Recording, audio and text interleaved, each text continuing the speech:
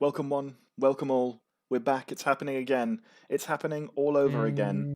Eh, Say hello to Nitesh, better known on the forums as Zorax, I and myself. I'm Jake, better known on the forums as How's That. Welcome everybody Cricket is to back again. yeah, cricket's back, test matches are back, cricket commentary's back, rain's back. It's, Lockdowns are back. it's all Coronavirus third wave is happening.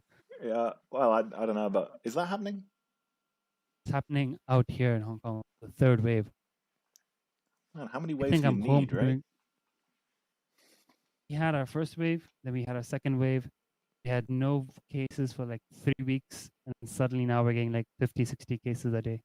Ah, well, Third that's wave. fun. Yeah. The bunch of cricket meant to start in Hong Kong on Monday, the 1950 over cup. And literally the first game was played, and then Tuesday onwards, everything's in lockdown.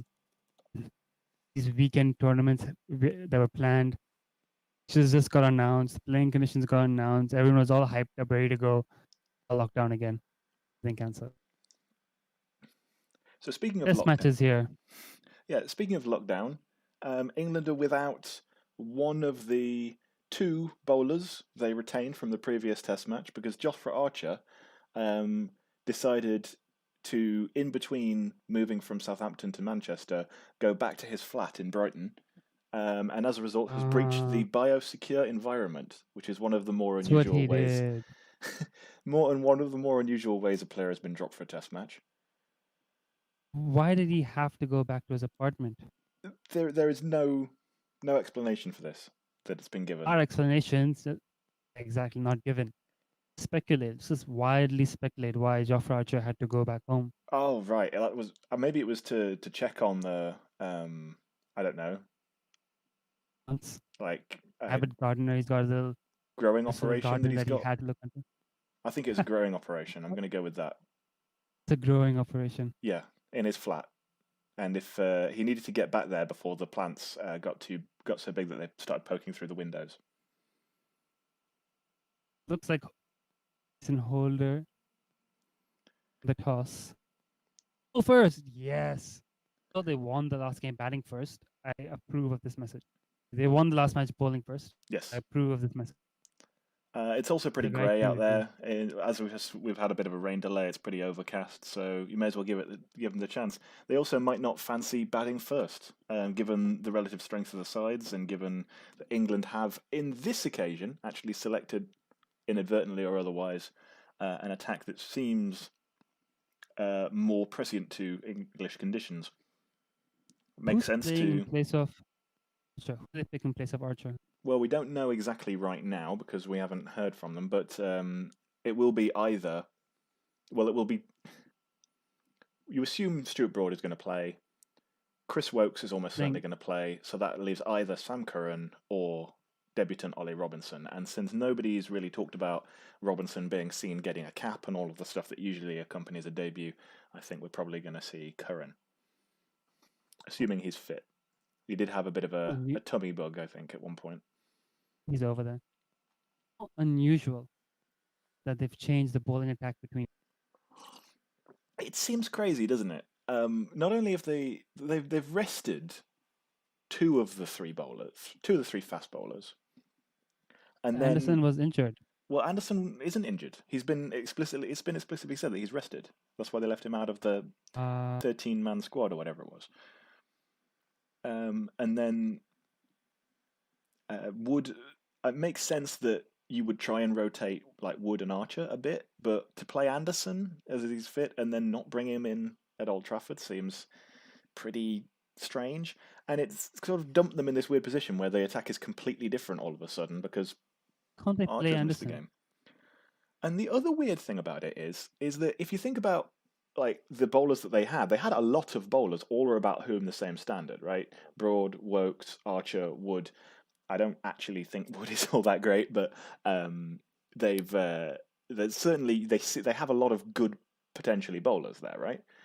But a lot of them. So why would you not?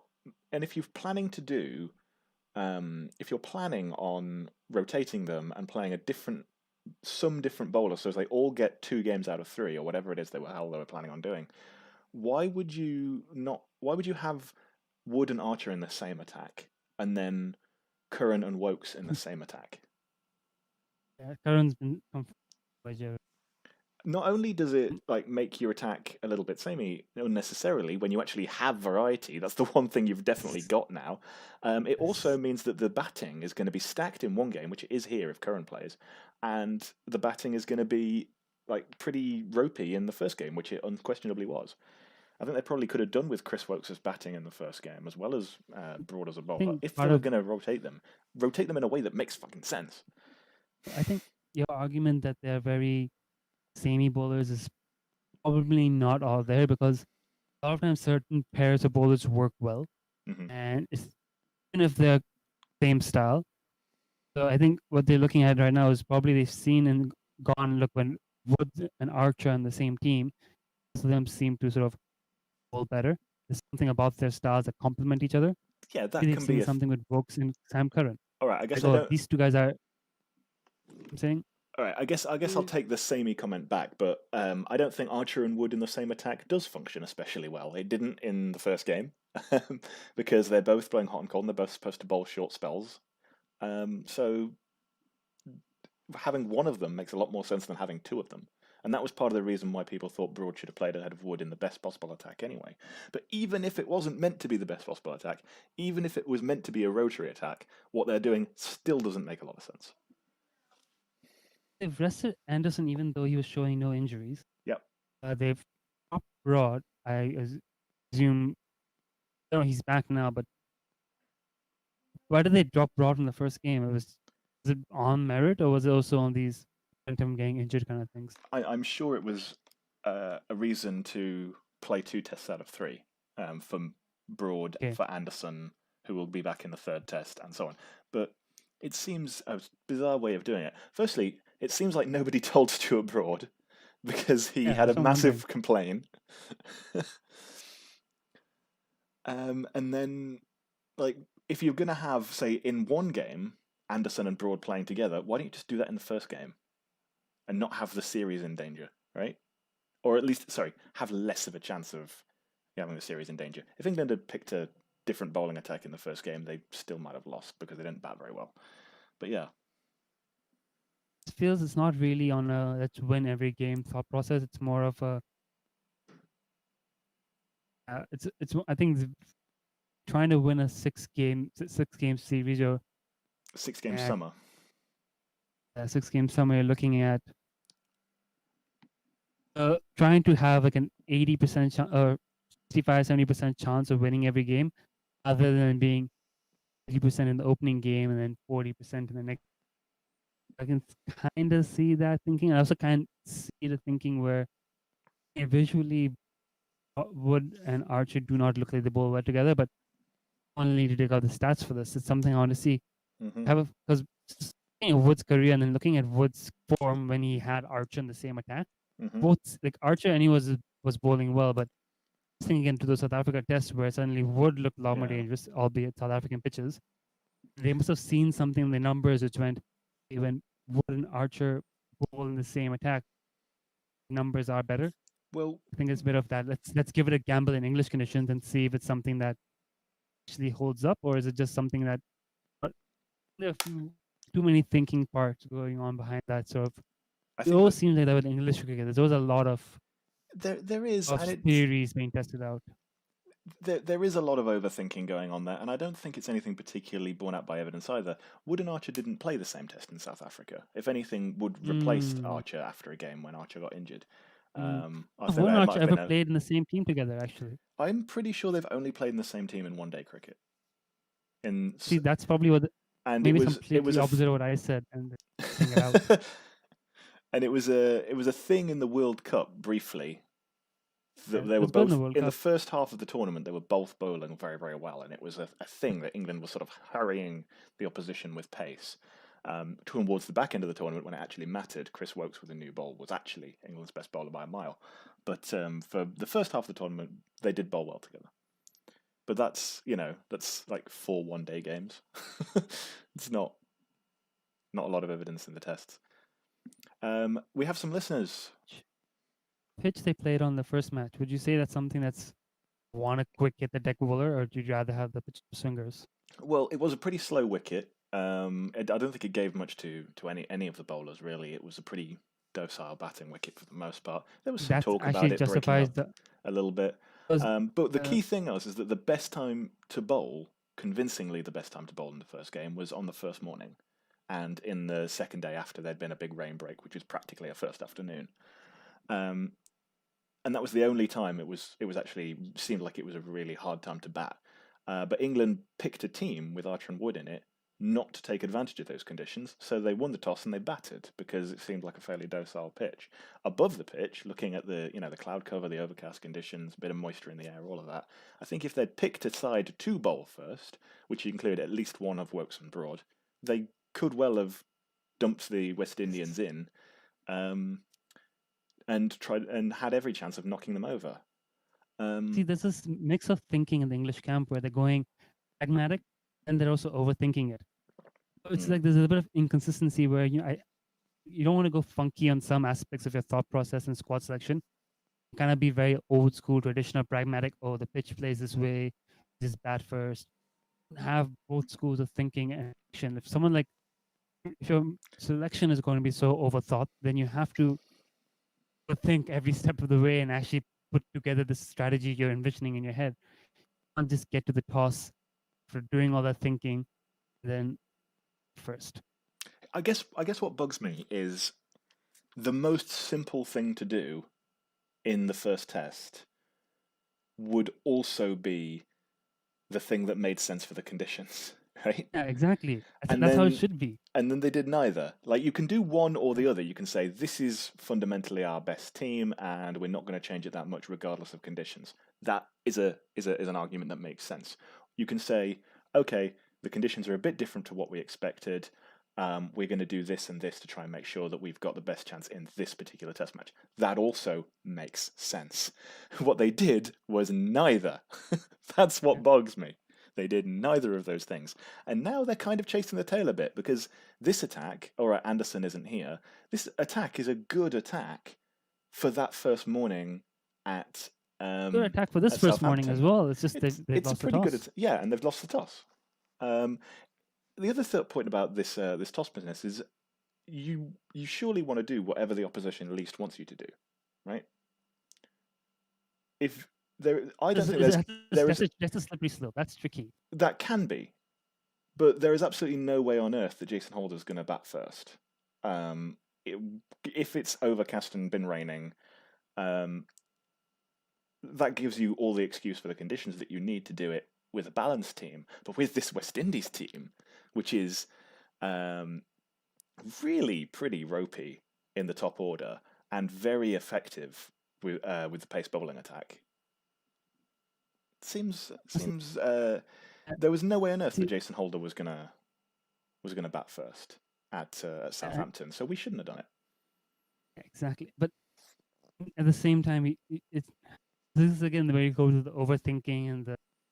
Oh yeah, I mean, all of this is academic because England would have won in Southampton if they'd batted well. Like this is all academic, but at the same time, what else am I going to moan about? Talking about overthinking. Yeah. People think it's a bad idea to base your strategy on what your opponent doesn't want to play. It's a better idea to just play the cricket you feel comfortable playing. You're put in that spot in a pressure game where you feel comfortable batting first. You know your opponent would rather bowl first than bat first. Mm-hmm. Still choose to bat first because that's what your team is drilled to do, and your game A plan is bat first.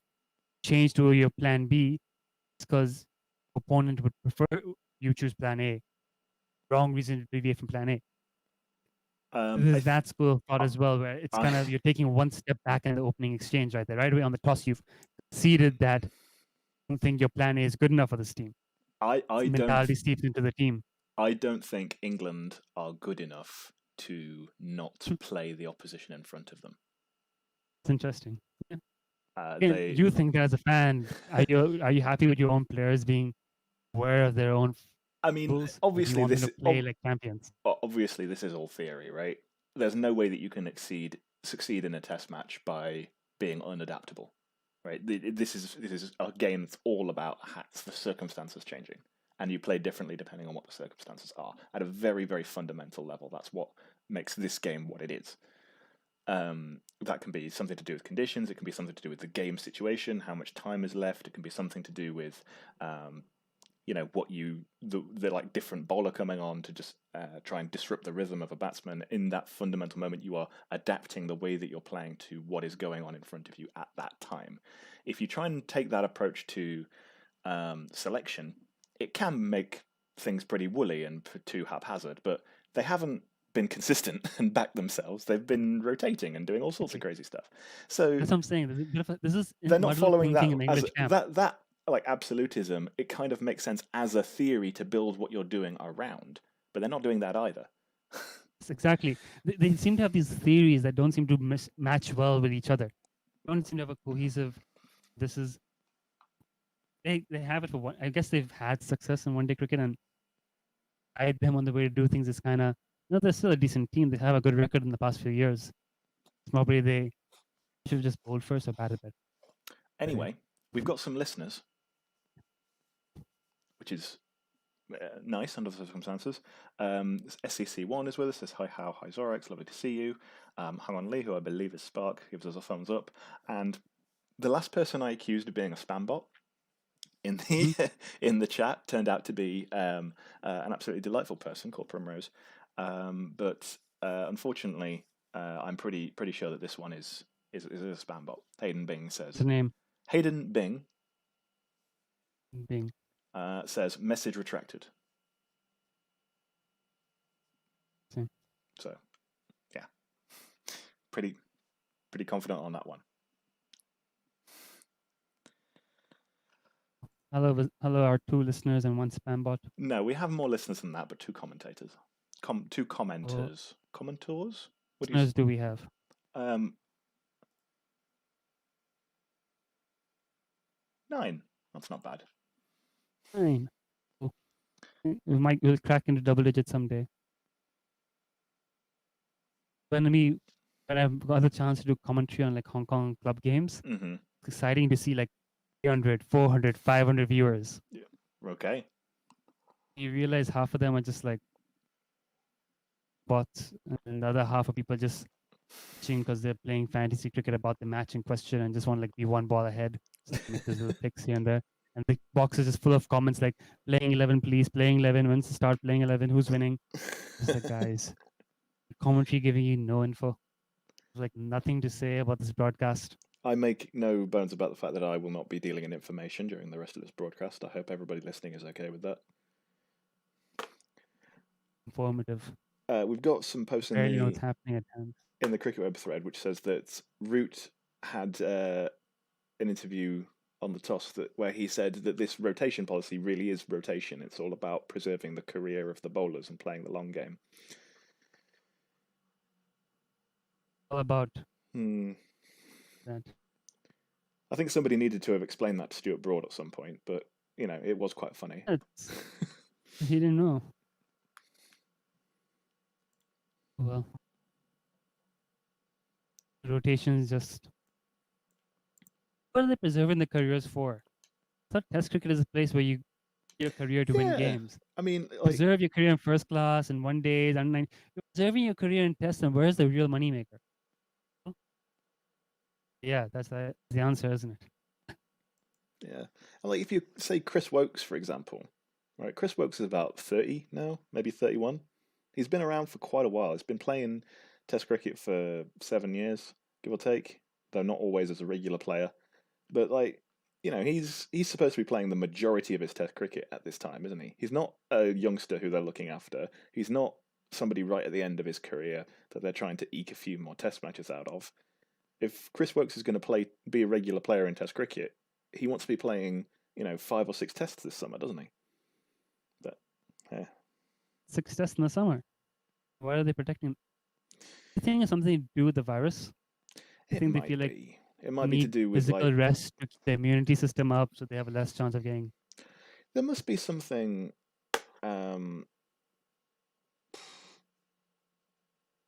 there must be something about like trying to look after players while they're in this biosecure environment, as they keep referring it to as. In other words, kind of a prison, right? Like, I don't. This And is obviously Cricket's Fight that's Island right now. it's being kind of flippant, but like imagine like in order to keep your job, you have to go to basically a camp where you can't have contact with anyone else or go anywhere without permission So I for told you 5 about months. Fight Island, right? So there's a bunch of journalists at Fight Island, and they had their first fights this weekend. Yeah. At a post-fight media scrum, because there's another fight happening today or happened today. Asked Dana White a question. Dana, we saw you and some guys leave Fight Island. Can we leave Fight Island too, or are we stuck here? They are in the biosecurity bubble on an island off the coast of Abu Dhabi. Yeah. They literally cannot leave that. It's And kind Dana's of right. It's like, no, I got Yeah. permission to go film a show. You are stuck here. Okay. There's a bit of Hunger Real Games thing. going on in Abu Dhabi apparently. Fight Island. But Yeah, I mean, but to bring it back to my point, in that kind of what must be a fairly claustrophobic kind of atmosphere, there is a bit of looking after the players needed, a little bit of making it seem like not a chore to be here. And I understand they're professionals and it's their job and they're well paid and they've got nice hotels and things like that. it's the best job in the world It's as not. well. It's In cricket for a living. It's not exactly like awful, but it's not what they expect. Well, not what they're used to, and it is going to press on some of them mentally, isn't it? That's what I'm thinking as well. Give them a break, like the rest. Make sure that even bowlers are touching the ball the most of anyone in the game. So we say, all right, you've had like micro exposure over the course of the match. Let's just give you a break and get better. It's like that, I guess. Makes sense. You there? Yes, I'm here. Oh, So I lots guess of it makes comments. sense. Okay. Hayden did say. Oh, apparently this is according to more updates on this possible spam bot situation. Apparently Hayden did say something like "Hi guys," but he did retract it. Then he Understandable. retracted. I've And then you want to say hi to us? no. Oh, we're not worthy. We pissed him off, but is it going to be a Oh, Hayden, we moment? hardly knew you. We've got somebody called yeah7. That Any experience with yeah7 that you know about? spell it. It's yeah YEAH 7. Yeah, 7. Okay, Oh, right. no idea who Anyway, that is. he says this is Richie Benaud-esque. I have It 2 is. questions about this. Firstly, what was? I'm glad that it happened, but what was? And secondly, how do you pronounce Benaud-esque? Do you pronounce the D because of the vowel following it? Do you say Pronounce it Richie Benaud-esque? Benaud, right? How strong is the D in Richie Benaud? It's silent because it's It's Benaud. silent. So Benaud-esque. Yeah, I guess. But that sounds like it's got a glottal stop in it, and maybe, bearing in mind the French origins, you should pronounce the D because of the vowel afterwards. So it's Benaudesque. Is that how you do it in French? Generally, yeah. No French. We have a thumbs up. We have, what do you guys think about the inclusion Wokes? I mean, I think he's a pretty good bowler, especially at home. He's got a fantastic record. If he manages to get the ball swinging, Runs. then he'll give this West Indies top order a lot of problems. If you said to me, England are going to play a full strength attack, but Anderson's going to be rested or is injured, Yeah. I'd probably say just play Chris Wokes. It's like the obvious thing to do. He'll be fine.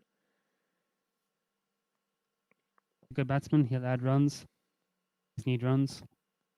Yeah, That's one 7 for you. says Wokes fills in with confidence when we bat and bowl. I generally agree. I think he's an excellent cricketer. The fact that he's less useful under certain circumstances doesn't stop him from being a very good player. Also, if we'd had Chris Wokes at 8 in the last game, might have made a substantial difference. Yeah, see, exactly. Cal Corner says that you sound like Athar Ali Khan. Well, I take. not Bangladeshi though. I have. I guess the 2 main differences is that Zorax hasn't got ludicrously overexcited about Bangladesh batting, and there's like a leg side wide or something, and he says, "Well lived." He does. He's a Uh, great cheerleader. yeah. Also, you haven't accepted any bribes so far in the 35 minutes we've been on commentary. Atta Ali Khan took bribes. And 30 for 5, Yes. according to you. You said it was 30 for 5. It was 30 for 5. Yeah. Okay. Anyway, that's a bunch of our comments. If you were 30 for 5. He didn't say take any. so we've got apparently an hour's play, and we'll take a late lunch after that. If you're an England batsman and you've got an hour to play, and it's in the murky conditions, and presumably it's going to brighten up later on, you're just going to try and bat time here, right? You're just trying to try and cowan it up. Trying to get back home, get back in the shed. I'm out. You got to waste an hour and go back in. Yeah, it's You're trying to do. pretty much what we're going to see. So no, I wouldn't expect the runs to flow at any I miss stage before Sehwag. lunch.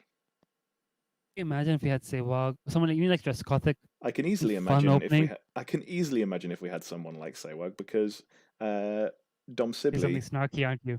Dom Sibley left a ball that came back into him and bowled him, and I'm pretty sure that that's kind of similar output It's that terrible.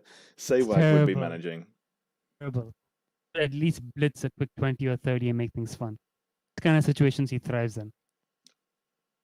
Opening with 3 hours ahead of him, he probably would get out cheaply. 1 hour, do that. All right. Boring. It's a nice team wickets. West Indies are unchanged, right? West Bringing Indies anyone are else? unchanged. The main thing that means is they're sticking with four seamers and Roston Chase as their attack, which again is just all the more reason why Jason Holder would want to bowl first. It's probably not going to be a big problem for him. Rakeem Cornwall, you kind of feel like he might be contributing more to the team than some of these ropey batsmen in the top four, but at the same time, you don't get a better batting lineup by replacing one of them with an all-rounder. You just avoid the issue. That's why I don't really. There was a thing a few years ago where England were consistently trying to like move people like Moeen Ali up the order to try and manufacture like a longer batting lineup while simultaneously shortening it, and it didn't actually work because Moeen Ali's not a batsman. So bringing in Cornwall probably doesn't quite do the job. Moeen Ali's as good a batsman as he is a bowler. It's that for England his bowling was more valuable, but I don't think his batting was that bad. Especially a white ball. Yeah. I thought the West Indian batting was okay. I don't think there's any real weak spots in that.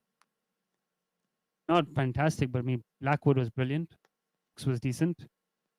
Border openers, both Campbell and Braithwaite saw the ball off. Shai Hope didn't score much runs. Did Shai Hope play? Shai Hope was that tells you how well Shai Hope did. Shai Hope was pretty poor in the first test. He's a talent, so he's gonna be fine. He's been a talent for like 3 years now, hasn't he? He was amazing on the previous tour of England. It was like Brian Lara suddenly turned up for the West Indies again, and then absolutely nothing since then. There's 2 test centuries that he scored in his second test at Headingley in 2017 are still his only 2 test centuries. And then they also had Shamar Brooks in the middle order, who honestly looked pretty at sea to me. But he's worth a punt, I guess. There's one more guy. Chase batted well too. Yeah, Chase was right. Chase did what Chase does. He pretty much Denlied his way through that game, but it was what the West Indies needed to get over the line with England having a low first total. He's a good player. He's got a good. He's got a lot of experience and a lot of sort of nous, hasn't he? He gets a lot of value for really relatively limited stroke play. And he knows what he's doing. Yeah, good at hitting the ball into gaps. Bit of almost like a Paul Collingwood. That's kind of where I would put Roston Chase. Collingwood is solid. Yeah, I think he could get up to Collingwood standards. How old is he? Early 30s. He'll get better with age. He already played. How old is Roston Chase? Because in my mind, just from watching him play, he's like 38. Yeah, I know. I think he's only like 30 or 31. I don't think he's that old yet. Yeah, he's 28. See, that He's amazes me, honestly, because go- I feel gonna like have this killer run. he makes runs through experience. Yeah, he does. He's gonna have this killer run when he's like 32, 33, where he's just gonna stun. Where did that come from? Those guys. Anyway, they're on the Great team. field now. They're about to kick off and do things. The theatrics this time around. Oh, right. They've got to do some anthems and things first. And doing anthems. I don't know. I saw a bunch of people lined up. Are you doing the Black Lives Matter thing again? Gonna take Uh, a knee again? oh, yeah, they are. There Great. they go. Taking the knee. I was wondering, it felt like I'm missing a Obviously, the fist in the air is been optional, so some people aren't doing that. so if you not feel comfortable. Hmm. No comment. I think we've probably had enough. I'm wearing black gloves as well to do it. Yeah. I think, yeah, we've probably had enough hot takes from white people on this issue, so I'm gonna shut up. Has there been enough hot takes by brown people? You know what? If you want to have a hot take, go for it.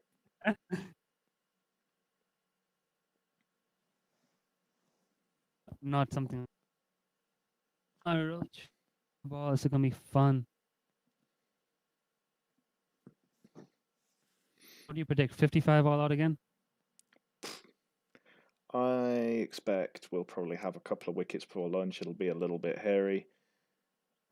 Probably about some middle order runs probably to be expected, but no big hundreds, and probably about 200 220 for 5 at the end of the day. Probably something completely inconclusive like that. But I don't think they're gonna get 220 for 5. That's 44 runs a wicket. No, that's not happening. I think they're gonna get bowled. I think realistically they're gonna get bowled out in the low 200s. They could easily get to like 3 for 5. You have Dom Bess and Sam Curran with like a 50-run partnership. Oh god. Nice as it is to Stuart Broad at 11. Yeah. God, he's This under is him pressure, up as isn't he? well. After having a big whinge about not being picked, he needs to actually make that, doesn't it? Probably accept batting First two below deliveries have Curran. been wide outside off, fairly fullish. You can Yeah. see a little bit of shape away for Kemar Roach. A Sorry, little bit of shape away. who's He's bowling around the wicket and he's hooping it away. yeah, Bowling quite wide. a little bit A of bit it. of swing. Yeah, a fair bit of that swing is after it's past the batsman, but yeah, it's not. It looks pretty nice. Doesn't seem to be bowling enormously quickly immediately, but give him a moment. Particularly getting that degree of swing, if he just hones it in and gets the right space, the right length, Third ball's bowl a down few really leg. good balls here. He tried to go a little bit too straight there after seeing the first two swing. It's not going to swing. That line's a bit too straight. I like how Kim Roach's approach to around the wicket is it's quite. He starts off almost like a left arm over the wicket bowler from his angle. Mm-hmm. Nice. It's a very aesthetically pleasing action. More balls left alone outside off. Some comments. A little bit ahead of me. Okay, I'll keep on doing the ball by ball then, because our delay is always enormous. So if we can mitigate that slightly, we will continue to do so. We have some comments. SEC says that Darren Sammy took a 7-wicket haul in his debut match at this ground. Ah, this is the ground. 5 all out. It's on the card. Oh, much. That one doesn't move away a little bit, and Burns has to play inside the line of it, and it moves past his outside edge to Derridge, who that takes held it nicely. its line. Yeah, held its line. Beautiful. That was a nice bit of bowling. I'm saying, find his line length now. Oh, that cutaway off the seam more than it. Yeah, beautiful. Laid away from. Quite a compact defense from Burns. And that one is defended. He manages to get back to ball for the first time, but doesn't get a run at the end of the over, so it will be 0 for 0. the way to point. He bad on it, but not convincingly. Indeed. I don't think I've ever seen Burns play with a straight bat ever, but he has this quite sort of compact approach that he can look solid, certainly.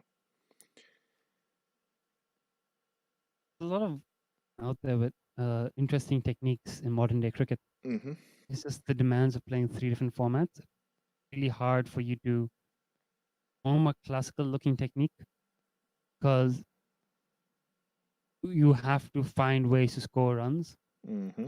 A lot of your cricket coming up the system nowadays, whereas back when we used to play a lot more tests, a lot more first class, could get away with just time to occupy the crease and finding your technique. Well, the funny thing about that being that if you look at the players who are in England's one-day team, England's world champion one-day team, Jason Roy, Johnny Bairstow, these guys are powerful players, and they obviously like to play the shots, but they're technically pretty orthodox, right? Not really. There's a lot of playing away from the body with all those guys. Clear the left leg a bit more, or really block that front foot. A little bit more time to open their arms and play those powerful shots and generate power. That's why when the ball moves around, often playing away from themselves, away from their front foot. That's why you see the edges or the gap between bat and pad. Like Rory Burns is the ball underneath him. He doesn't do that by fully getting to the ball. He's doing that kind of by half getting to the ball and judging if the ball's in his range to play. If it's not, he's doing it. Shannon Gabriel's seeing here. Shannon Gabriel's first delivery is a ludicrous wide down the leg side, which is not given as such, presumably because Dowrich manages to fling himself to his left and catches it. No, I would give that a wide. Like, I'm very harsh. In long day cricket, people might be like, "Why are you doing that?" It's like the letter of the law. There's no chance for the batsman to hit. Yeah. It's a convention in Test cricket. We don't give those wides. Yeah. You also have to remember that Dob Sibley, he's standing square on, and that one is even worse. Wow. That has been given as a wide because it has beaten the despairing dive of Shane Dowrich by about half a metre and flung itself out to the boundary for the first runs of the day. Wow, that was atrocious. Gabriel's too relaxed. And Gabriel's too relaxed. He doesn't look relaxed. A lot he of looks swing angry. out of the hand. It actually seems down. It actually seems a little bit further down leg after having landed after having pitched outside leg, going across the right hander, and seams away past the keeper for 4. He swung out of his hand as well, so the ball was curving down leg when he left his hand too. Just hasn't found his release point yet. That's what I'm saying. He's like, that's a bit better. That was another leg side delivery is caught.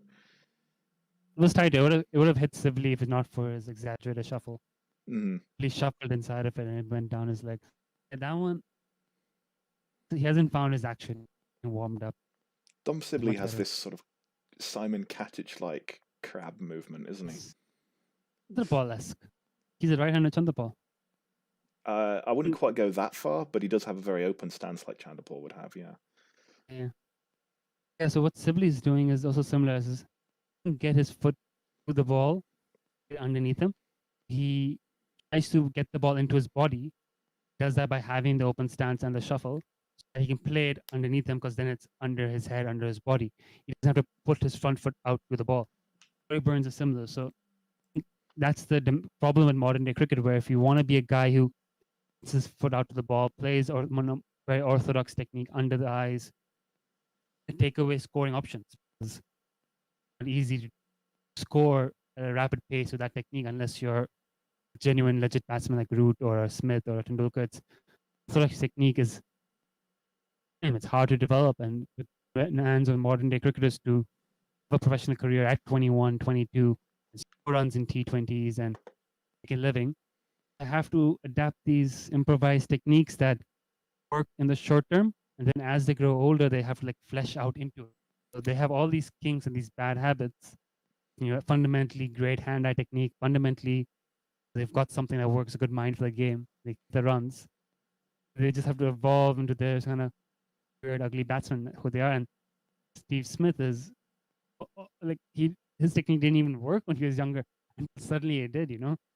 To people, his technique was worth it. He had to find a way to make it consistent, and that he's the guy just like, I have to find a way to score runs, and I'll score runs, and forget what the textbook says.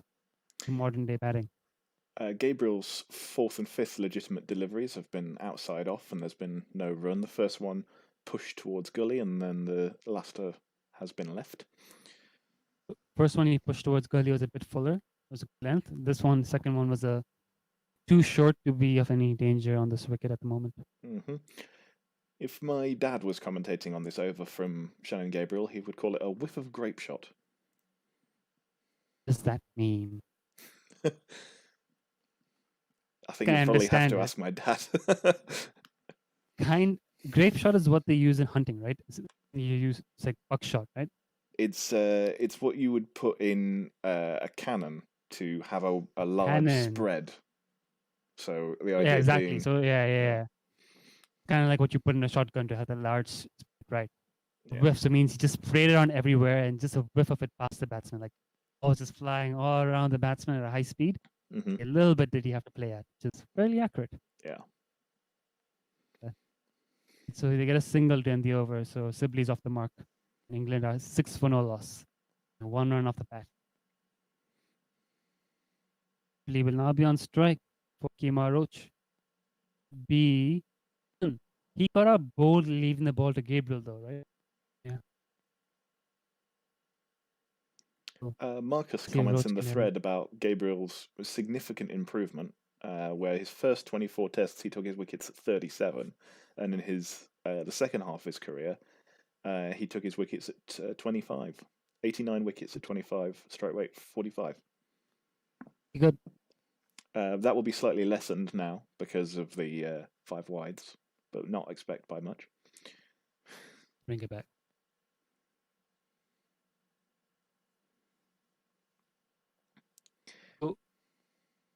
Ball kind of dies a little bit from what they almost reached the wicketkeeper on the second bounce.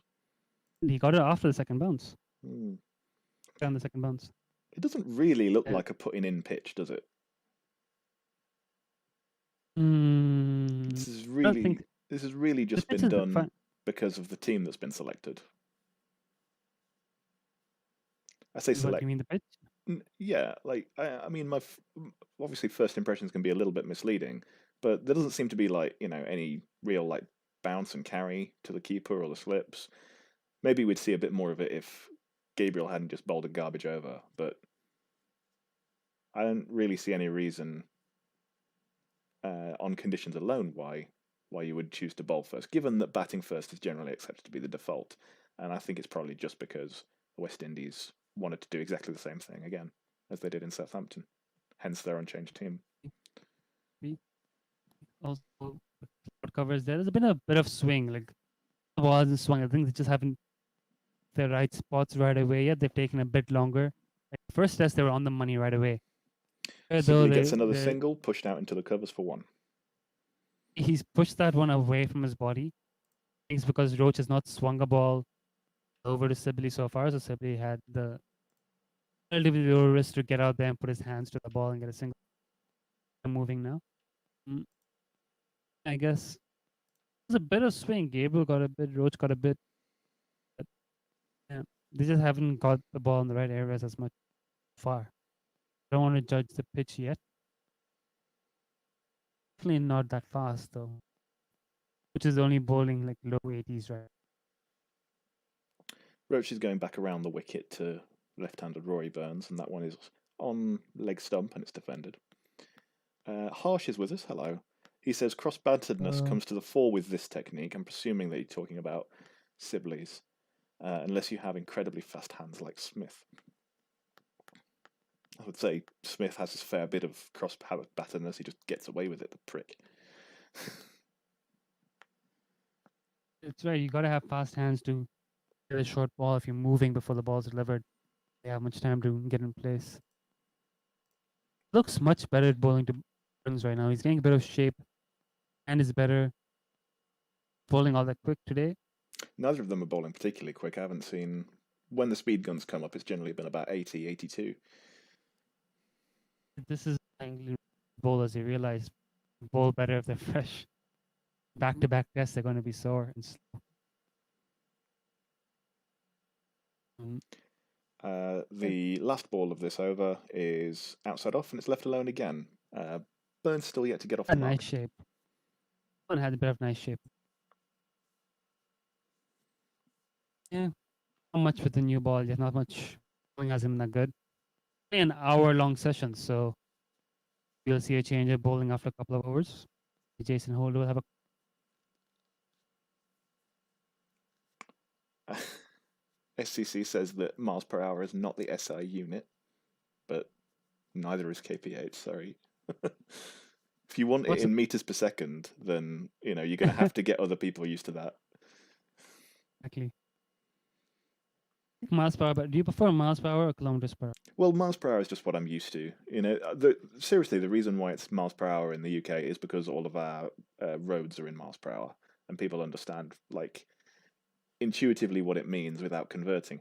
The fact that the UK kind of does measurements the way that it does, and I could go on about this for hours, so please stop me if I'm boring, is that the fact that the UK does measurements the way it does, which is some measurements for some things in a completely indifferent and independent system, just shows that people don't actually convert or do any maths when they're talking about measurements. They just understand what is normal, what's high, and what's slow, and then put everything that they know about those numbers in that context. So it doesn't actually matter what system you're using at any given time. All that matters is what you're used to. But metric is better for science and everything. All right. Oh, we were still trying a leg side strangle of Sibley because apparently it worked.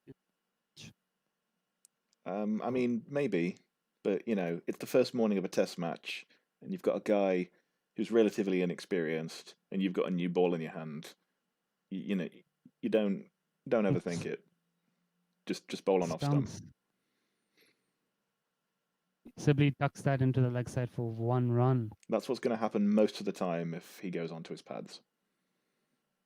I think that's the third single Sibley's taken into the leg side since. Oh, sorry, he's got one into the offside. But I think, that's what's going to happen on 90% of deliveries that are on his pads. And another 8% is going to be failed LBW appeals.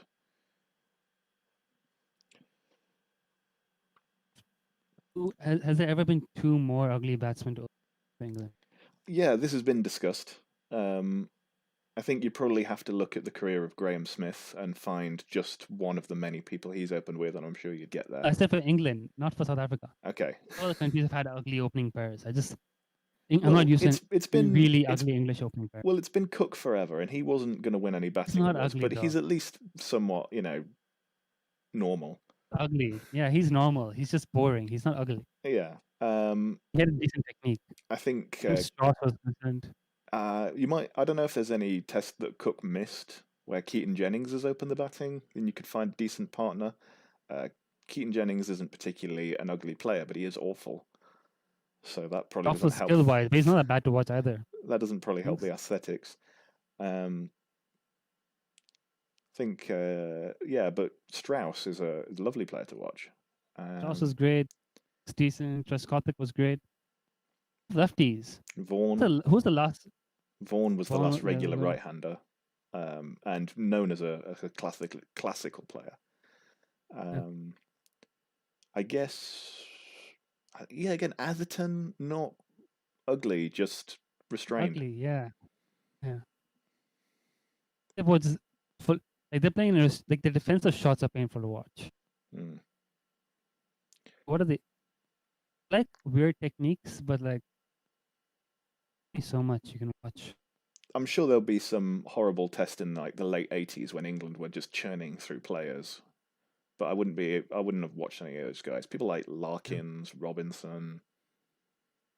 There's probably some combination of awful there. Maybe 40 years ago. The late 80s would have been. There's a period from 1985 to 1989 where England won a total of 3 tests out of 40. Nice. And they went through cricket is like no one's business. They played so many players, so many captains, all of it horribly like changing and chopping and all this. But the tests that they won, one of them was against Sri Lanka at home at a time when Sri Lanka had never beaten anyone away from home, and were the minnow of the age. And the other two were against Australia in Australia. So that era is like remembered as a time when we won the Ashes. It's so dumb.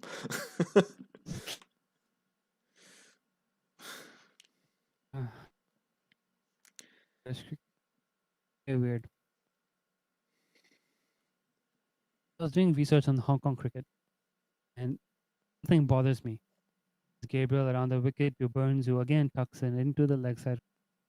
So, something really is annoying me right now. Check the opening statement. First game of cricket in Hong Kong was played 1841. Okay. It's around the time that the British occupied Hong Kong for the Opium Wars. Pretty late in the history of cricket, 1841. It's still like it's basically before Hong Kong got colonized. So, time. I'm trying to find what was that one game. They say it's the oldest game on record. I can't seem to find a proper citation of what record says this. Mm-hmm. Find any details of the game itself, like who versus who, where happened, what was the result, who was playing in it. No idea. The bibliography of the book, the reference point, is a great book which is 150 years of Hong Kong cricket, like around the time the handover. Short for LBW, but going on like as big LBW appeal, not out, says Michael Goff. I'm not going to review that. It's going on like. Roach is bowling from quite wide of the crease into the crab-like claws of Dom Sibley. He has missed it and it's hit him full on the pad, but I think he's pretty far forward and yeah, it's going down leg. At best, it'd be one of those just nicking the leg bail kind of shouts, so it's quite high as well, although, the angled pads of Sibley makes it a little bit hard to discern. Basically, if anyone can find out what happened that very first game in Hong Kong 80-41, please tell me. I'm struggling to find it. Yeah, as you say, missing leg comfortably, and it wasn't a great height either. Kimar Roach gives him a big ooh just because he knows he beat the bat. Kimar Roach is very he's got this, he doesn't like sledge properly, but he just like grins at the batsman. It's quite fun. Yeah, that's pleasant way of sledging. The next ball, Sibley leaves it alone. It's swung in a little bit. No harm. 0.3 overs, 8 for no loss. Sibley 3 of 14. Corey Burns yet to get off the mark. Kemar Roach has only conceded one of these runs.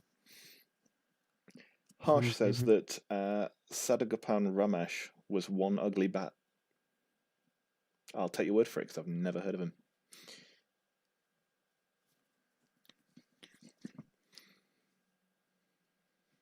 Vaguely remember S. Ramesh.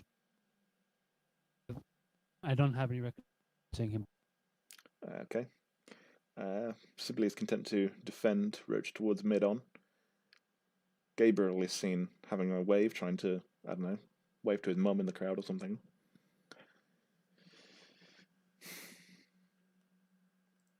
We got spin in the thread says that Roach is looking threatening this morning. I agree. He's threatening. Okay. He's been as threatening as an experienced new ball bowler should be on the first morning of a test match, right? He's not exactly been like amazing. There's not been a bunch of deliveries that have seemed past the bat or anything like that. But he looks. You don't want to mess with him at this stage. He's bowling all right. You have to leave the alone when you can. He's trying to set them up for a wicket. He's bowled a few outside off. Possibly, these ones might be. Either it's going to be a little bit tighter coming into the stumps or pitching on the stumps. Mm-hmm. Oh, he's just way wide. It's just way wide. It's given a wide. That outside off stump given in a test. Wow. Yeah, I mean, it did get. I think that's it went over the what do you call it? The return crease. That's right. I was cycling through my head of return crease, popping crease, batting crease, trouser crease. Official wide line. return crease, special wide line found. Yeah. Why is it called Actually, I the have return crease when it's parallel? Surely the return crease should be the one you're trying to get to. It's silly. I don't remember I read. Let me just Google this now. I want to say in my head, theory was that think crease is where you had to pop your bat. Just pop your bat down there when you're trying Because to there get used a to be an run. actual. It actually used to be a line, a crease in the ground where you had to pop your bat in to complete a run. It was a popping crease. I think the return crease was called as such because thing about the batsman had to return to that crease after the ball could be bowled or something like that. That sounds dubious. But you know what? It's cricket terminology. It doesn't have to make sense.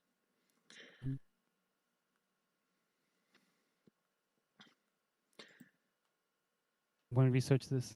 Okay, Let's you continue. go ahead and do that as Rory Burns faces up to Shannon Gabriel this time. Gabriel's gone back around the wicket.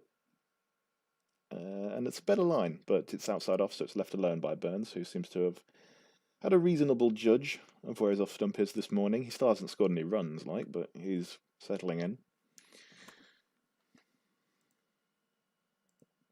Have you found anything? No.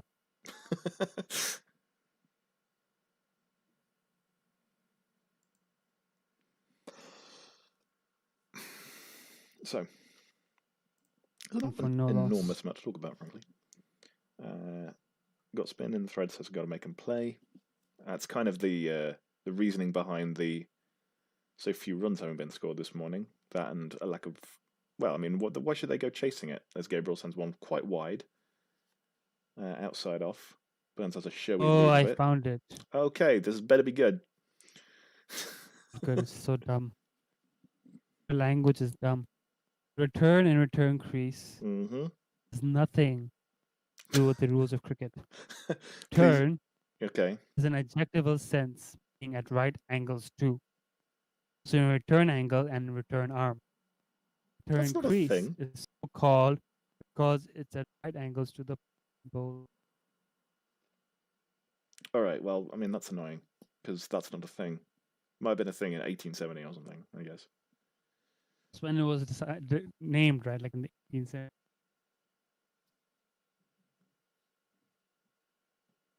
And then Gabriel's bowling badly. Yeah, he is. He's spraying it, and he's not been able to settle into a rhythm. The left hand right hand combination seems to be messing with him a little bit, but that's not really much of an excuse. I Some don't days know you if he's just have trying to days do where you too can't much. find your rhythm. Just have days sometimes where you can't find your rhythm. It Yeah. happens. Come off, bring him back on later. Yeah. Jason Holden with the new ball. The other quick they're playing. Alzari Joseph. Give Alzari a go. Give Joseph a go. See what he can do. I think I'd, if I was saying that these two are wasting the new ball and I think I can get good movement, I would be bringing on Jason Holder. Spalter Burns is pretty good there. Very close to his off stump. Leave. Yeah, Bit he's left again. that on length, really, hasn't he? Which bit short again. has been a bit, which I wouldn't be massively inclined to do on, because what we've seen of this wicket so far is the ball sort of falling away. It's not really bouncing through to the. It's okay, it's pretty even. It's not a huge bounce. It's just that Roach wasn't really hitting it into the deck, trying to float it up there. Wasn't getting it to bounce.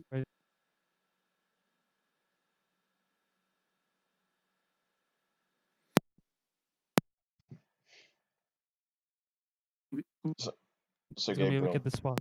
A good feeling. On Gabriel. Oh, big shout! Big shout! Big shout! Oh, he's hit it into his bat. The bat involved. It certainly looked pretty straight. It didn't pitch outside leg, I don't think, or it wouldn't have bobbled away into the offside. You know what? I wouldn't be against referring that to a me. Decided against it. I think he's hit it. Yeah, there might have been two noises. There was definitely two noises. It's just with a tad of bat first. How do you know if there was definitely two noises? Two noises. He's in. I think he's inside edge that. Yeah. The audio on. Oh right, well Your voice. Yeah. that He's probably makes a middle big it. He's difference to middle have it. the audio on. To be fair, I have the audio of the sounds, the match on the background. yeah, Push it as well. it looks like he got a nick on it. Middle it. No one's praising the umpire for getting that right, are they? Gonna Probably wait for him not. to mess one up and then talk shit to him. I probably would have That's what given they're that gonna do. out if it was live. But to be fair, I would have given that out if I was batting live and I also couldn't hear anything. But I swear, the inside edges are the hardest thing to try and spot when you're an umpire. Yeah. That Yeah, and, and you know, as I've talked about before, trying to get the count to 6 30 times a day. That's really, really hard. But 30 the times. inside edges, I've umpired I never had a clue. a 50-over game, so it's 100, and it went the whole 50 overs. It's clicking over 100 times. More leg side trash. Oh no, it's just a replay. I see. I love how Sibley, when he's watching that one, the second ball of the day, from his end at least, drift past his way past leg stump. And I say way past leg stump, way past the leg side return crease, and out to for the boundary. He just turns around and looks bemused. He's just unsure of what's going on. Visual. We're seeing a bowling change. Here comes Alzari Joseph. Swing. And he gets a bit of swing right away. Good move, taking Gabriel off the attack. Taking Joseph on, and first ball, but swing away. Quick. Quite full. Though was just finding a bit of pace that last over. No, they replaced Roach, replaced Gabriel, right? Oh, that LBW shot earlier was just narrowly pitching outside leg. Against the left-hander. So Gabriel was just starting to look good. They replaced Roach here. This is interesting. I think they're going to go for a double change because Roach was bowling okay, but he was still bowling too wide. Starting off looks good. First couple of balls are pretty quick on the right spot. Just swing away. Yeah, they're going to keep Gabriel another over because he started looking good at the end of that one. A couple of got his pace back up. He was 87 for the last ball, so Roach is off the attack for good. He's asking for a sweater and his cap, so it's not getting a change of ends. Dan is in the commentary, in the commentary comments. In the commentary comments. Cool. Says the leg side strangle versus thigh pad is tricky too, presumably referring to umpire decisions. I have had a match. I've done this where I've not given a wide. I spotted that it just hit the batsman's pants as it went down to the keeper. The batsman obviously couldn't feel that because it's like his pocket. Like, he didn't touch my pads. Why are you not giving it a wide? And square leg umpire, this is a social game, and he was like just a player, not a proper umpire. He was trying to tell me it should be. He was on because we're all like batting side umpiring. He was also coming to me like it should be a wide. It went down his leg side. I didn't see it hit him. Oh, they run a quick single. Tom Sibley is fed up of not scoring, so he sort of bunts one into the covers where it's very close to the extra cover, and they manage to scamper one through. I think that was a real one-day single, wasn't it? Find runs however you can. Game nowadays. Having not given the wide, I had square leg in the batsman. It's a wide. And thankfully, the non-striker batsman saw it as well. He's like, yeah. Imagine umpiring like no one there believes you. I mean, when I went to umpiring, and the main reason why I don't do it anymore is because it was such. I was in Leicestershire Division 8, Leicestershire West Division 8, right? So we're talking we had people who couldn't really run, stood at slip because they couldn't actually field properly. We had people we had 12-year-olds, who were just trying to have a few games of cricket, and their dad was playing, so they also got a game. That's the kind of standard we're talking about, right? And some of these guys would just they would get out and they would scream at you to appeal, and people, if you'd give someone out, then they might stand there for a while, opening their eyes and staring at you like Stuart Broad or something. These people thought they were playing test matches. It was ridiculous. I expected, as a trainee umpire, because I was just on the course, I hadn't qualified or anything. that there would be a sort of sense of like camaraderie and support and like having a laugh about what was going on. None of that was there. No. It was so No. there was so much gamesmanship, and I it was really See, unpleasant. Did not see, enjoy it at all. Here's the thing. I feel like umpire professional cricketers. Like, every time I've umpired like a proper cricketer in Hong Kong, someone who's played for Hong Kong, someone who's been around the game for a significant time, I'm much nicer. Actually, because if you're someone who's actually been in the game for a long time at multiple levels, or Mhm. you've actually played a high level, just appreciate like the umpire's doing is not easy. You have a sense for it. That's when I read comments from like people who just don't understand. I'm like, what are you? Have you?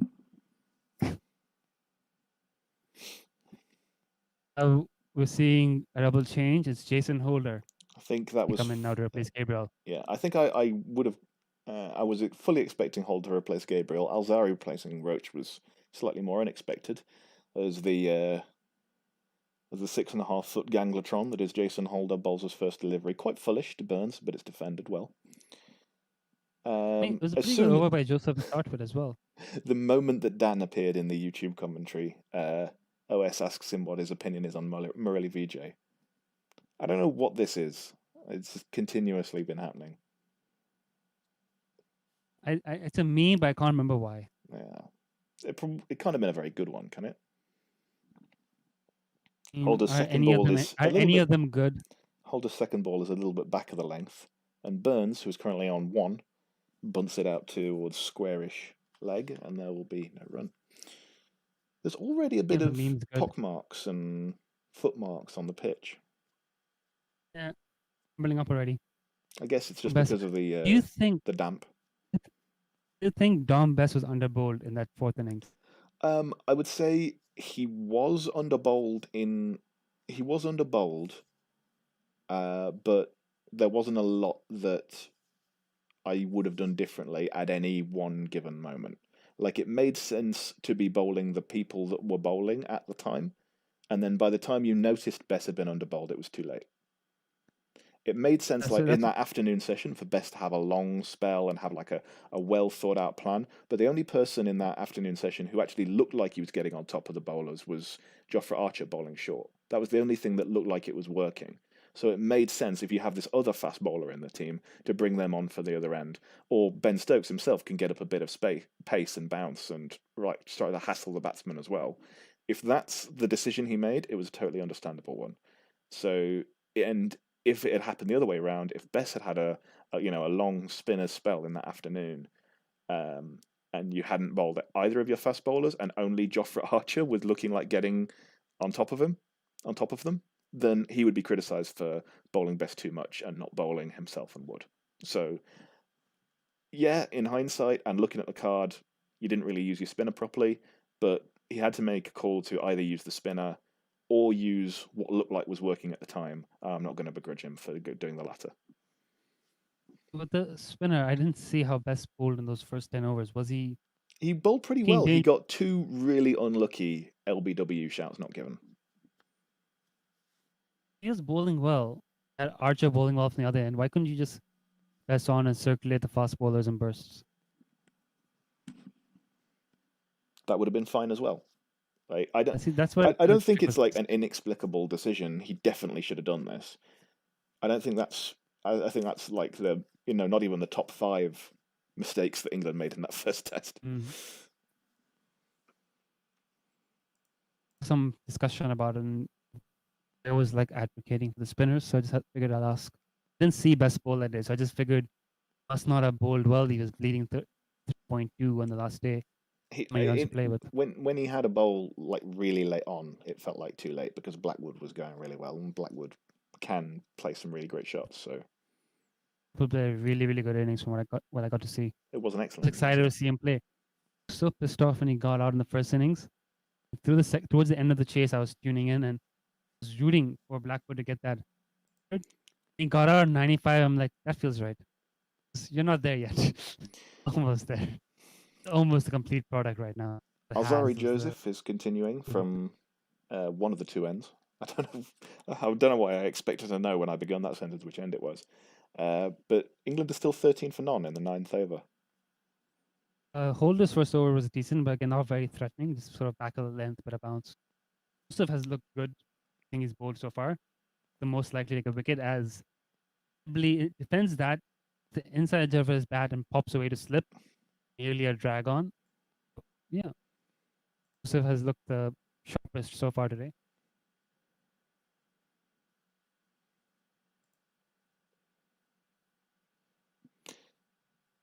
Sue. AUAB says OS. Any interpretation of that you're prepared to venture at? What's the phrase? AUAB. UAB. No idea what that is. Runs. Oh no, they venture a second, but it's not on, so they come back. So they stay where they are. Sibley got a run. He's on to 5. Another tuck under the leg side. Still nothing expansive from these two, which is probably what we expected. They're going to be going off for lunch in about 20 minutes. What do you reckon is the I'm going to go for over-under on runs? About 20? I don't think they'll get to 20. Think they'll hit one boundary? I think they'll hit a boundary. Maybe that just give them another wide. Just think that I don't think they're going to get. Oh yeah, the wides are about a third of the total so far. A wide on the leg side could happen. If they just bowl straight, I don't think England's going to push to 20. Joseph is making Burns use his bat more, but that was middled without any power to extra cover. No run. Love it when you middle a ball with no power. But it's just it's a defensive shot that pings away along the ground to the fielder. It just feels positive, doesn't it? Nice feeling. Just reach the ball and just flies off your bat and like, oh, I just did nothing there. All the way to cover. There you go. He's in again. Peter defended straight out. The sprinting. Yeah, they got the single. It's gone so straight. It's defended for 2, I think. Ridiculous. Yeah. Yes, it went so straight and it was so wide and so up close that you just run past him for 2. Yeah, those last 2 balls are pretty encouraging for Rory Burns. Feels like he's starting to see it a bit better. A little bit more comfortable. He has to go off for lunch, back and do it all over again. Mm-hmm. Pretty hungry. What's for your lunch? I've got some vegetable soup and a bread roll. Vegetable soup? Yeah. How do you make it? I didn't make it. It's in a tin. A couple of ways to make vegetables. Doing it. You're not. I mean, the way to you buy the tin and then you warm it up. This is fucking obvious. What are you talking about?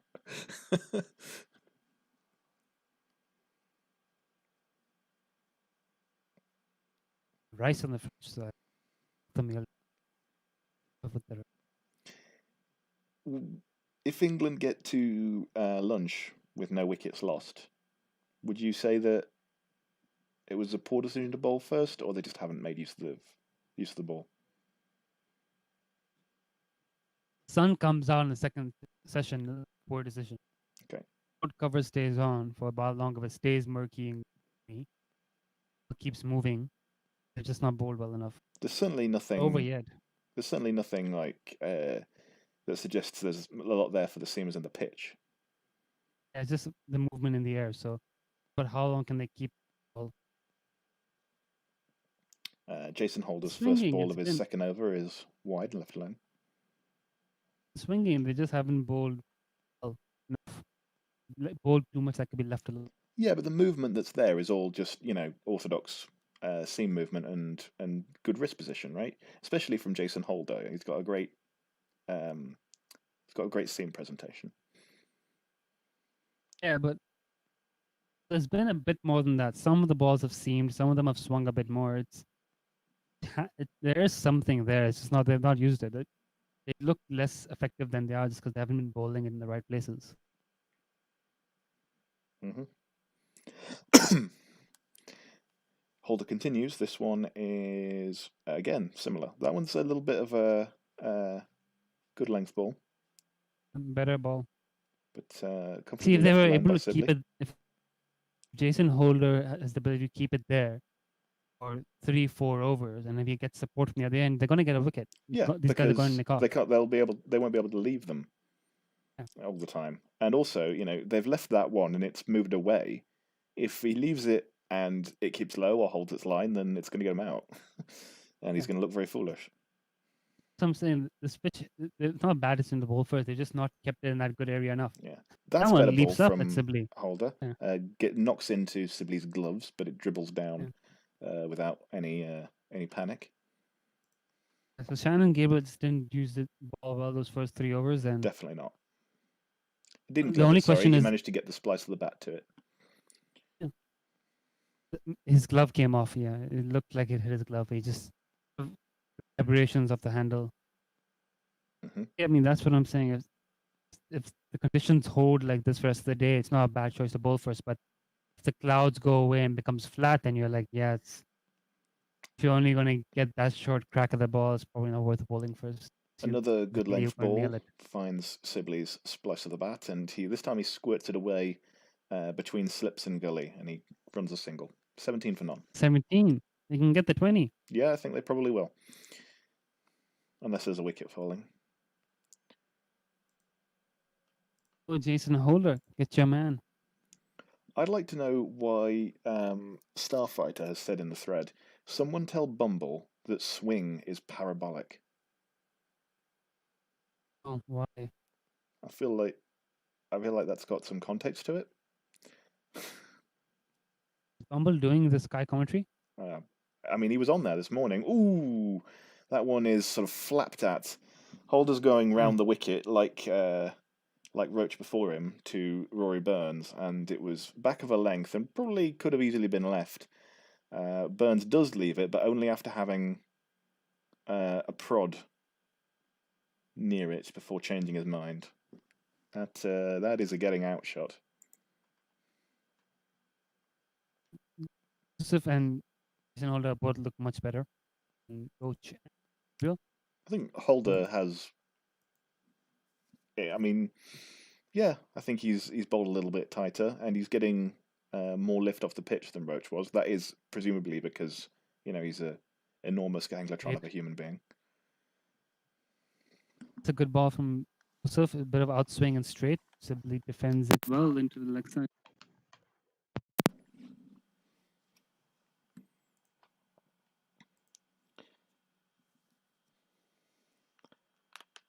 I mean, it's England that are going to be the happier so far, because they seem to have negotiated the early part without too much trouble. They weren't given a lot of problems. They've left an enormous amount of deliveries.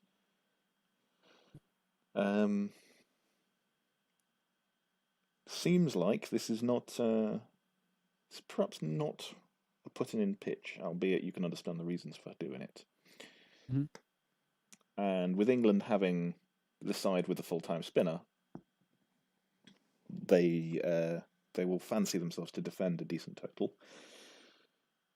Ooh, that one comes into Dom Sibley from Joseph, sort of back of a length a little. Just dribbles away. We're seeing a pitch map. Has been all over the place today, haven't they? It looks perhaps a little bit worse than it is because of the left-hand right-hand combination, and I think they probably haven't filtered for that. You should really show those things separately. But yes, it is really scattered, and they've tried a lot of things as well. Like we've seen over the wicket, we've seen round the wicket, we've seen 4 different bowlers. It's there certainly hasn't been a proper testing, probing test match spell from the West Indies this morning, even though we have seen. It's been terrible either. We've seen there's often been a lot worse. Yeah, definitely. Holder has been good, in my opinion. Joseph's been good too, I think. It's about if they can keep getting movement throughout the day. If they can keep getting movement throughout the day, it could be one of those 100 for 5 kind of days. If they're not going to get movement through the whole day, if Leo Burns get the eye in, easy be like 220 for 3, 400, 500 in the first innings, and then it's a bit of a blowout. Uh-huh. SCC says that this wicket is slow as fuck, and that's probably correct. Was way to phrase it into the leg side again for 4 run. How many overs to go, you think? I expect probably 2 overs. One from each end. 3 minutes till they have to go off. For lunch, I should say. 3 minutes to lunch. 11 minutes to lunch by my clock. They're going to get 2 overs, and they could squeeze in 3, but modern day cricket. Indeed. Cool if they could squeeze in a third over, get Ross and Chase in for. Yeah. Do that. Ross and Chase for a quick over before lunch.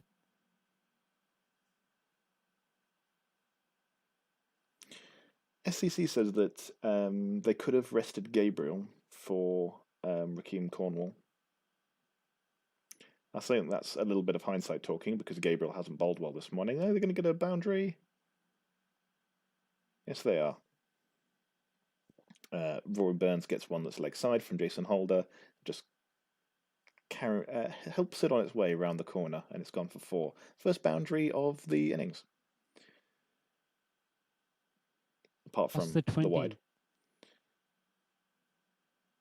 There's the 20. I would never have expected the West Indies to break up their seam attack, especially with Holder at number 8, able to move up a spot.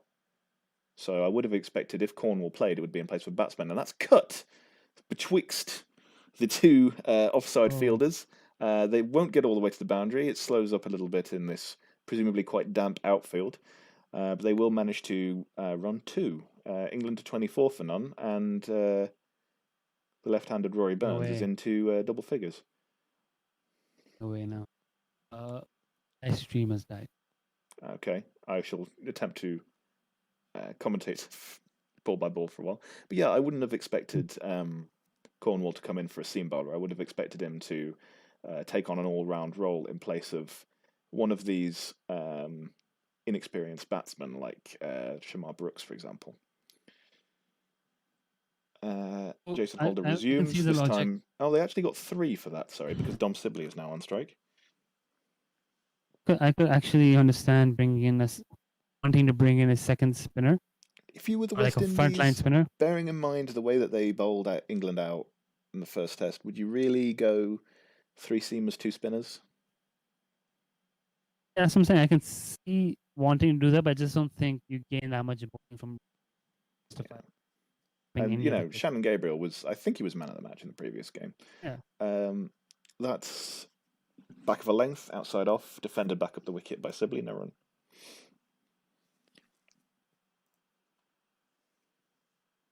As we see David Lloyd looking, well, ancient.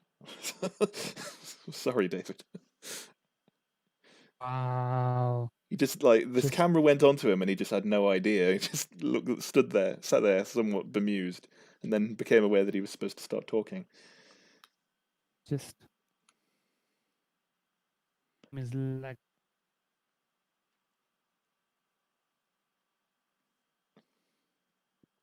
another delivery is no run. Jason Holder, 5 balls for his 3rd over. He's got none for 10. Suddenly the most expensive bowler after those 2 scoring shots from Rory Burns. Mm-hmm.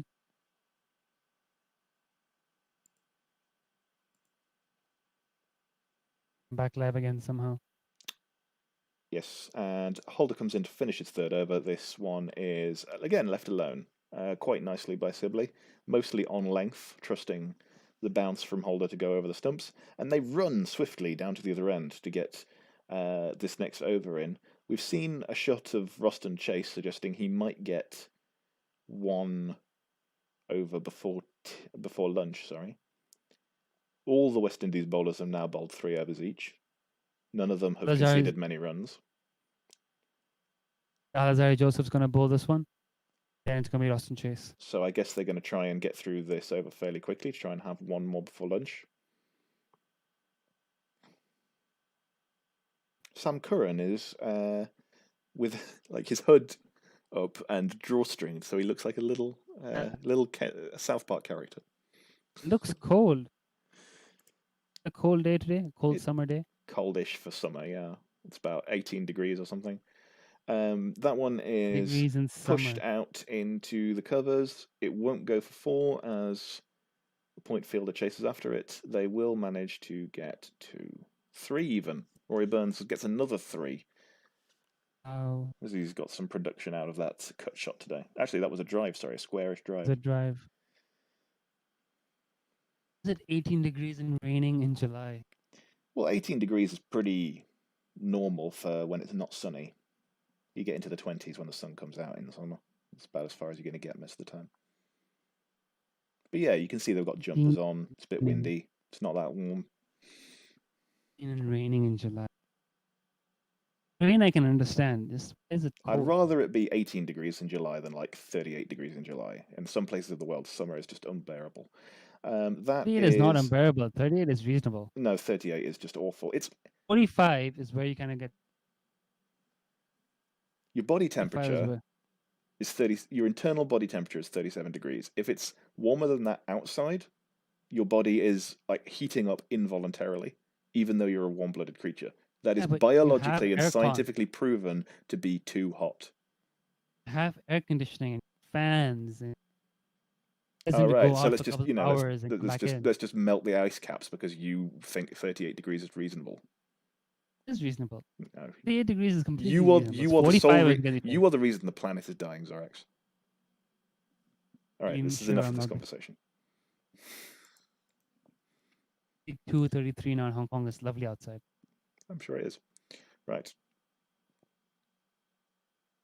Alone there. An enormously elaborate leave on the previous delivery while we were discussing some nonsense. Don Sibley is on 6 not out from 41 balls.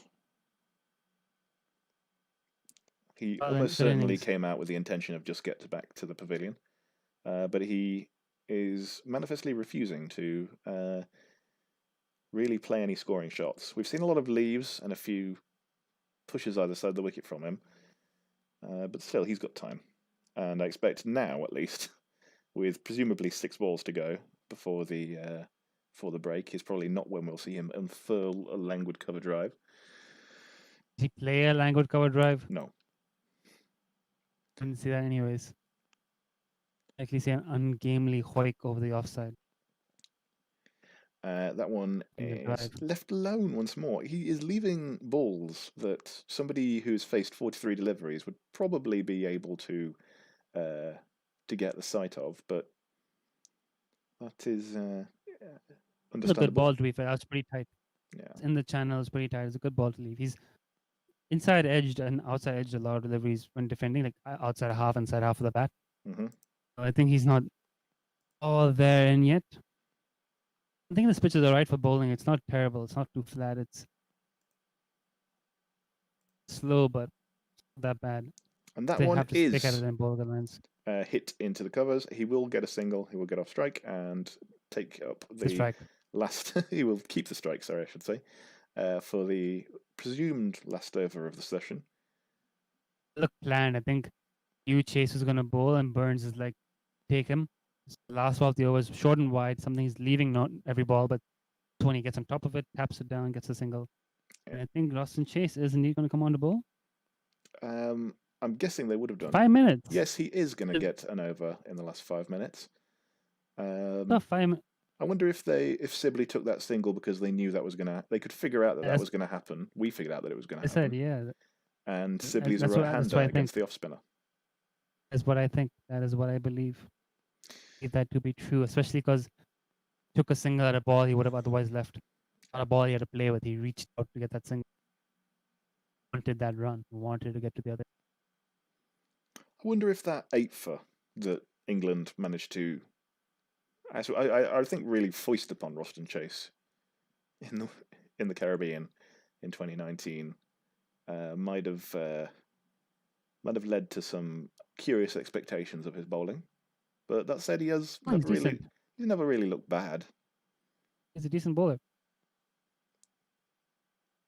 But I compare him.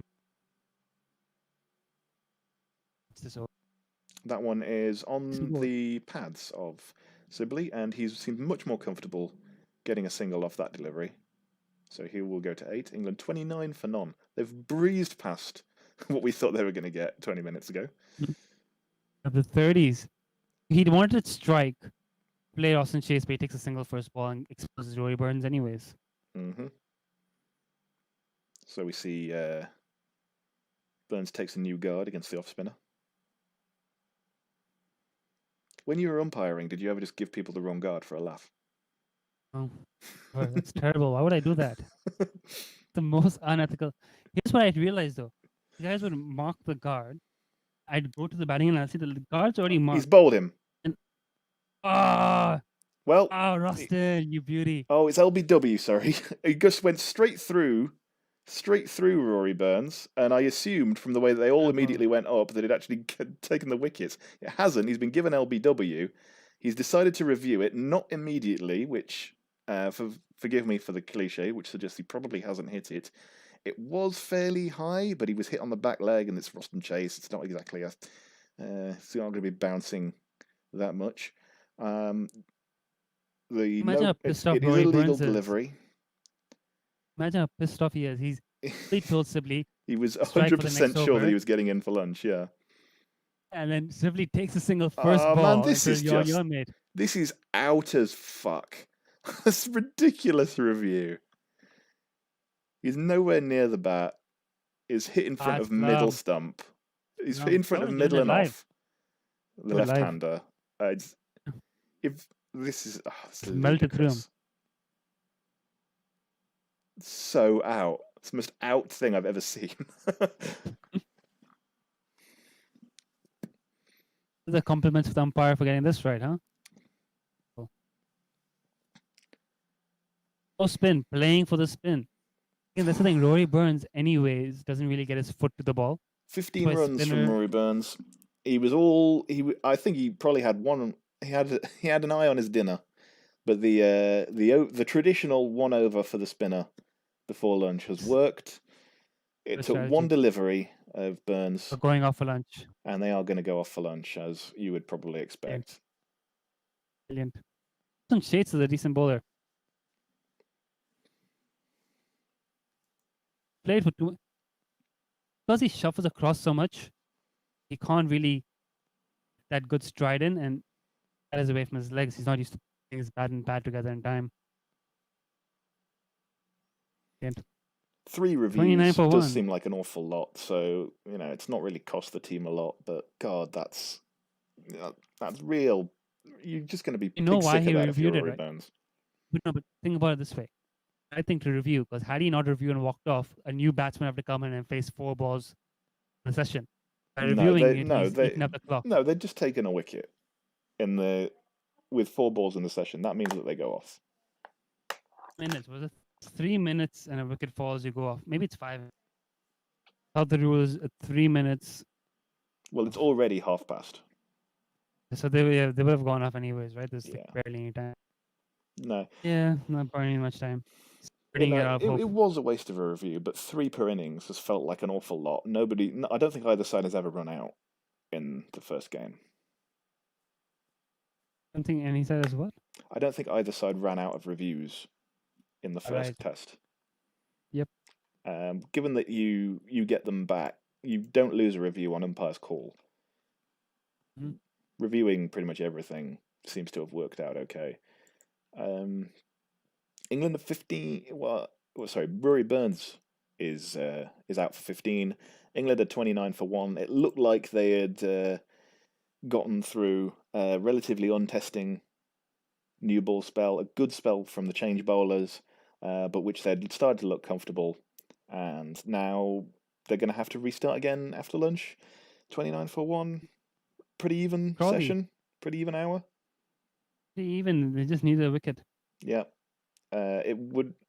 Got it. that one wicket is all they really wanted from that hour. They weren't really punished for bowling as wide as they did.